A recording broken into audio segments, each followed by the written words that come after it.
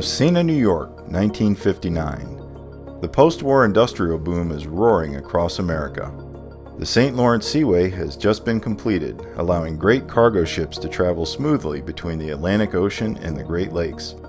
The world has never been smaller or more accessible. Low-cost, reliable electricity is flowing from the new St. Lawrence Franklin D. Roosevelt Power Project, a massive dam that straddles the river and harnesses its unending hydropower. The Pittsburgh Reduction Company, later to become the Aluminum Company of America, we know it better as Alcoa, is the first major manufacturer to tap into the enormous supply of power that originates just upstream, building a large manufacturing complex on the southern bank of the St. Lawrence. Reynolds Metals soon followed, and then the world's most valuable company came to town. General Motors is atop the Fortune 500, a place it holds continuously until 1974. Massena, with its low-cost electricity and established aluminum producers, is the ideal place to make the pistons, cylinder heads, and other powertrain components for the vehicles other GM workers are assembling in its vast network of factories throughout the US and Canada. The company builds a factory and supporting operations on 217 acres along the St. Lawrence River in Massena, just east of the thriving aluminum plants. For decades, thousands of head-of-household manufacturing jobs sustained generations of families in and around Massena, through good economic times and bad. At its peak, as many as 1,600 people worked for GM in Massena. This engine of economic prosperity multiplies its benefits throughout the community. However, along with this prosperity comes a tragic byproduct of industrialization then common throughout America: the release of pollutants to the surrounding environment. These manufacturing practices may have been acceptable at the time, but we now know they were not sustainable. A growing awareness of this across America in the late 1960s and early 70s results in the enactment by Congress of a series of sweeping and comprehensive new environmental laws to protect and clean up the air, water, and land, but only well after these practices began in Massena. Nearly 500 still worked at the plant in 2007, when GM shocked the community by announcing it would wind down operations and close it by the end of the following year, cutting off this source of prosperity that had sustained families in the area for nearly half a century.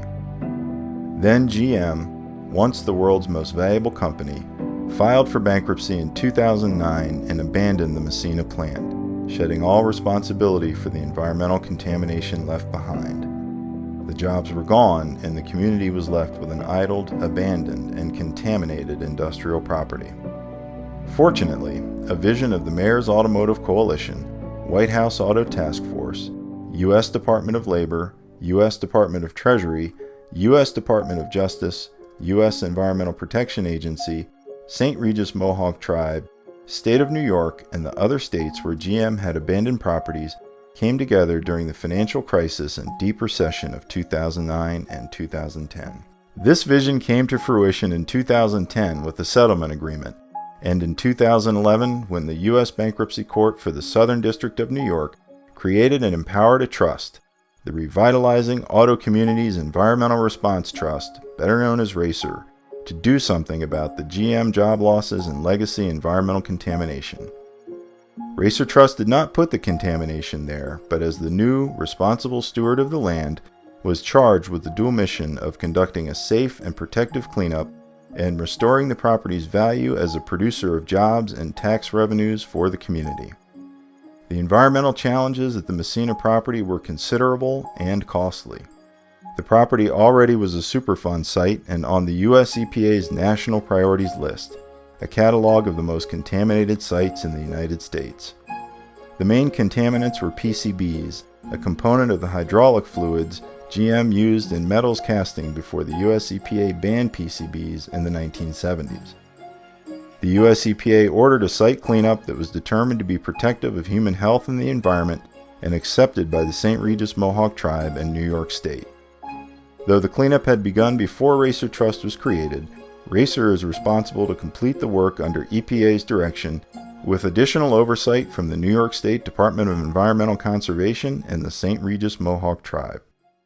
From the beginning, Racer Trust and its team of contractors drew from local companies and the local labor force to provide jobs for its cleanup operations. Between 2011 and late 2018, they safely removed and disposed of more than 500,000 tons of contaminated wastes, including the manufacturing building itself. By December 2018, the majority of the active remediation of the property was completed and site restoration activities were progressing. Throughout 2019 and 2020, site restoration activities will be completed and Racer Trust will work with the U.S. EPA to undertake the eventual removal of the property from the national priorities list. The property is now ready for redevelopment and reuse once more as an economic engine for the community.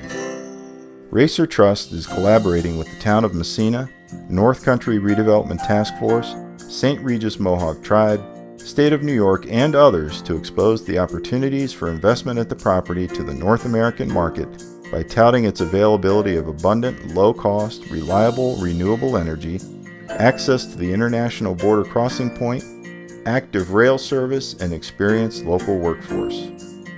60 years ago, General Motors looked at this property and imagined what it could be. Today, others once again are doing the same, made possible by the vision and collaboration of many and the successful implementation of the Racer Trust missions. A clean slate, a fresh start. Imagine the possibilities.